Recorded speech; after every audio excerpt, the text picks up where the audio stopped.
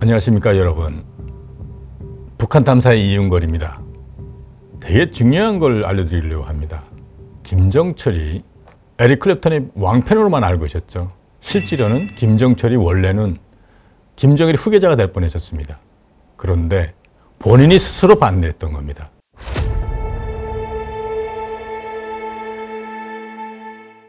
일반 사람들에게는 김정철은 김정은이 형인지 아닌지도 모르죠. 일반 사람은 거의 모르고요. 단 김정일 최측근 또는 김정은 최측근 사람들은 김정철이 누군지를 알고 있죠. 김정은과 김정철을 아는 최측근들, 특히는 김정철을 알고 있는 후지모토 겐지라는 이전에 김정일의 열의사라는 책을 쓴, 지금 현재는 북한에 들어가 있습니다. 그 사람이 어렸을 때 이미지를 써가지고 사실은 김정철은 여자 같다 이런 것이 만약 실제로 사실인 것처럼 오도되고 있는데, 그렇지 않고 실제로는 또 다른 이미지가 있는 걸로 알고 있습니다.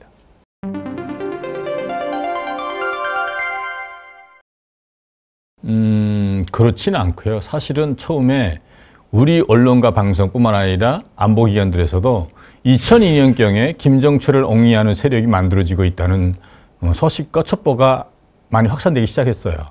근데 실질적으로 제가 아는 바에 의하면 2003년에 정말 이거는 누구라고 말할 수 있을 정도로 정확한 소식통인데요.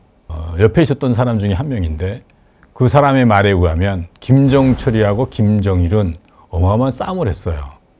왜냐하면 김정일은 유사시 때 김정철한테 권력을 넘겨주기 위해서 사실은 후계자 옹립하기 위한 초기 시작을 하려고 김정철한테 소들을 뗐는데, 김정철이는 아버지가 하자는 대로 하면 분명히 뻔하게 망할 건데 내가 왜 그렇게 하겠냐고, 난 편안하게 음악이나 하며 살겠다.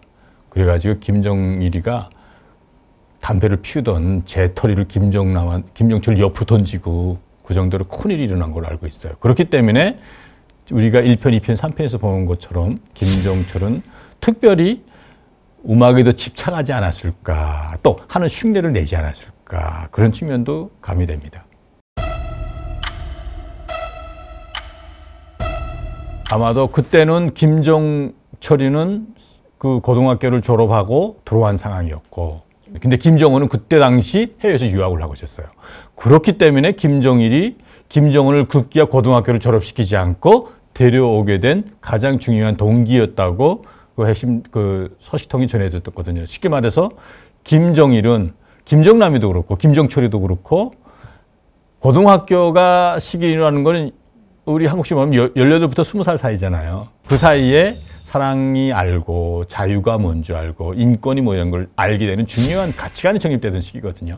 그렇게 되면 김정은도 결국은 빠져서 자기가 1인 독재 체제를 계속 유지하고 싶은 김정일의 마음을 벗어날 수 있는 그런 것 때문에 급기야 김정은을 그때 당시 입국시킨 동기로 알고 있습니다.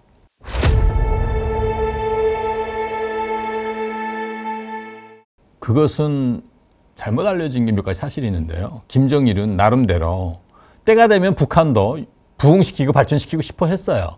그런데 부흥시키고 발전시키려면 세계적 수준에서 국제적 스탠다드에 같이 놀아야 되는데, 그런 지식을 알려주는 것은 그나마 유럽이니까. 본인도 사실은 원래는 김일성이가 권력을 넘겨줄 때 김일성이의 어떠한 지시에 의해서 독일에 가서 유학할 뻔했어요. 근데 본인이 안 맞았어. 그만큼 북한에서는 자식들에 대해서, 그러니까 로열 패밀리들 자식들을 대부분 유럽에서 공부시킨 걸로 알고 있어요. 김정은뿐만 아니라 김정철까지도 여러분들이 똑바로 한 가지 알아야 될 게 뭐냐면, 김일성 군사종합대학 단기 교육을 받았다는 것에서 우리가 사실은 유념할 필요가 있습니다. 그만큼 김정철도 김정일의 후계자로 될 수 있는 보통 또는 일반적인 교육을 받았다는 의미겠죠. 또 거기서 받았다는 건 뭘 말해주는가 하면, 군사교육을 받았다는 건 뭐죠? 유학한 측면과는 조금 거리가 멀지 않을까요? 그 김정철은 심지어 실질적으로 장성택 숙청할 때 리령아 행정부 제1부부장과 장수길 그 행정부 부부장 축청할 때 그 측근들을 없을 때도 호위사령부 핵심 측근 경호부대가 움직였을 때 김정철은 직접 권총을 차고 그 부대에 합세해서 뒤에서 지휘한 걸로 알고 있습니다. 그건 뭘 말해주죠? 그만큼 김정철이 그렇게 유약하고 여자 같다는 측면이 아니고 오히려 주도세밀하고 조직력도 있다는 거를 우리는 알 수 있습니다. 김정철은 우리가 알고 있는 것처럼 사실은 봉화조가 저 전편에 잠깐 말씀드렸지만 봉화조가 사실은 중국에 말하면 태자당 같은 역할을 하거든요. 중국에서의 태자당의 그 실질적으로 로따는 중국말로 말하면 제1인자거든요. 북한 내부에서 봉화조 자체가 북한의 핵심 고위 충돌의 자녀들로 움직이는 어떠한 일종의 비조직 같은 거지만 그 안에서 실질적인 로따가 누구였냐면 김정은이 아니었다는 사실에서 우리가 주목할 필요가 있다는 거예요. 그럼 뭐죠? 그만큼 김정철이가 중요한 역할을 할 수도 있다는 전제가 되는 겁니다.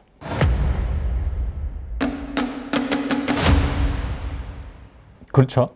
봉화조는 실질적인 북한의 이제 외화벌이 관련돼 가지고 이권에 상당히 개입되어 있는 걸로 알고 있고요. 불법적인 행위, 마약, 뭐 여러 가지 슈퍼노트, 거의 쉽게 말하면 화폐 위조다 그러죠. 뭐 이런 것들인데도 많이 개입된 거라고. 최근에 특히 그 해킹 통해서 돈을 뭐 코인 통해서 많이 뽑아갔다는 실질적인 자료들이 많이 들어가 있고요.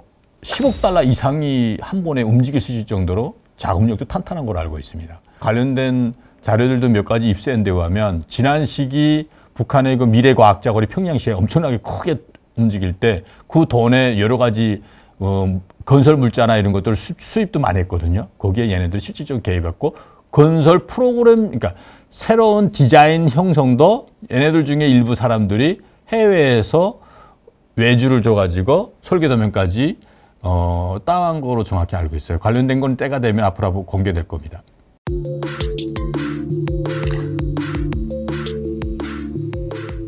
네, 제가 말씀드린 것처럼 북한의 봉화조는 중국의 태자당 정도의 어떤 비합법적인 조직인 걸로 봐야 될 거고 문제는 수장이 김정철일 가능성이 아주 높다는 거죠. 그만큼 북한의 내부에서 우리가 알고 있는 김정철의 실질 역할은 조금 더 차원이 다르게 시각적으로 다시 봐야 되지 않을까 하는 생각을 가지고 있다는 거죠.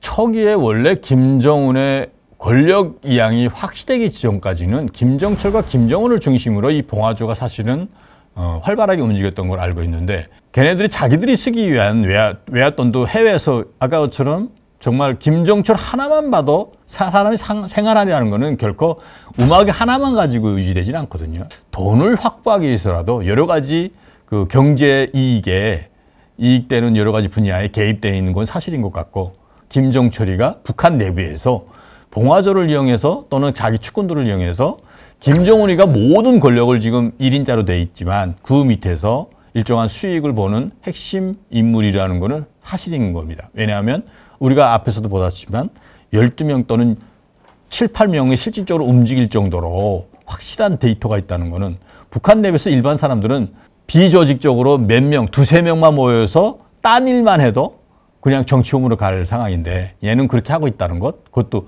한두 해가 아니라 2008년부터 내가 취집한 2011년까지 김정철 관련된 자료만 해도 수십만 달러가 움직였단 말이에요. 이거는 김정철의 역할에 대해서 북한 내부에서는 다시 한번 봐야 될 계기가 아닐까? 저는 그렇게 생각합니다.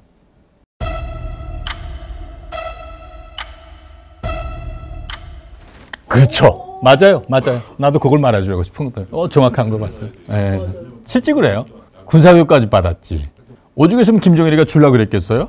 이거 우리가 알고 있는 거 완전 다른 거죠.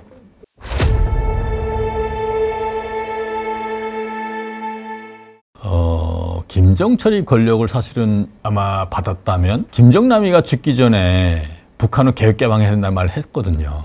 김정철도 내가 보기에는 개혁개방해야 된다고 생각하는 사람 중에 하나일 거라고 저는 생각합니다. 북한의 사실은 고위 간부들은 대부분 다 개혁개방해서 목구는 살아야 된다는 생각을 가지고 있고 특히 김정은도 가지고 있지 않다고 생각하면 안 돼요. 가지고 있는데 문제는 지금은 아니라고 생각하는 거예요. 때가 되면 군사적으로 대한민국을 제압한 상황에서 북한에 의한 통일을 해야 된다는 게 핵심 목표예요. 그때는 자기네들도 개혁개방 아니라 자기네가 우위에 선 북한식의 통일 한반도 국가를 만들어야 된다는 게 걔네들이 전략입니다. 김정은은 지금은 아니라고 생각하고 있기 때문에 이렇게 북한 주민들이 잘 먹고 잘 살고 이런 게 중요하지 않고 핵을 위로 군사적 우위에 가기 위한 전략으로 가고 있다는 사실에서 우리는 올바로 인지해야 될 거라고 생각합니다. 내가 딱 정확하게 말씀드리긴 그렇지만 김정은이 권력을 잡은 다음에 중요한 회의가 있었습니다. 쉽게 말하면 북한에서 해외 50년대, 60년대 파견한 공작관들의 자식들이 비공개로 모이는 회의가 있었습니다. 그 해외 공작관들이 뭐냐면 지금은 다 세탁이 돼가지고 지금 그 나라 사람 국적을 가지고 있지만 실제로는 북한의 공작관들인 겁니다. 그 사람의 자식들이 와가지고 김정은이 참가하는 비공개 회의에서 김정철이 등판했다는 사실입니다. 이거는 되게 중요한 사실이고 거기에 회의에 참가했던 사람 중에 한 명이 직접적으로 말해주는 사실입니다. 그렇다면 김정철이가 결코 김정은의 군울에서만 살고 있는 사람이 아니라 때가 되면 김여정에 대해서 이인자 말이 많았고 장성택 이인자고 처음에 김정은 정권이 들어와서 장성택 이인자로 말하다가 1년, 2년도 채 되지 않아서 수정됐죠. 또는 최근에 김여정에 대해서 여러 가지 말이 많이 나오고 있죠. 최근에 또 김주애가 이인자라고 또는 후계자 교육받고 있다고 하는데 북한에서는 역사적으로 보면 성성숙이 완성되지 20살 이전에 후계자 교육을 한 적이 한 번도 없습니다. 역사는 반복됩니다. 그런 측면에서 김정은을 알 거라고 저는 생각되고 오히려 김정철을 주목해야 될 사람이라고 저는 개인적으로 봅니다. 그런 측면에서 앞으로 우리가 1편, 2편, 3편, 4편을 통해서 다 아신 것처럼 김정철이 우리가 가장 중요하게 주시해야 될 거고 김정철의 능력은 곧 지금 자기를 커버하기 위해서 에릭 클랩턴 쪽으로 가고 있는 자기만의 어떠한 면피 작전이 아닐까 하는 생각이 들게 됩니다. 우리의 그 4편까지의 김정철 관련되는 소식은 여기까지 하시고 다음번에 기대해 주십시오. 우리는 북한 하면 김정은 하면 뭐가 떠오르죠? 핵미사일이 떠오르죠? 핵미사일 관련돼 가지고 북한이 어떠한 전략으로 가고 있는지에 대해서 더 구체적으로 북한의 원본 자료들을 통해서 알려드릴 계기가 될 거라고 생각됩니다. 집중해 주십시오. 감사합니다.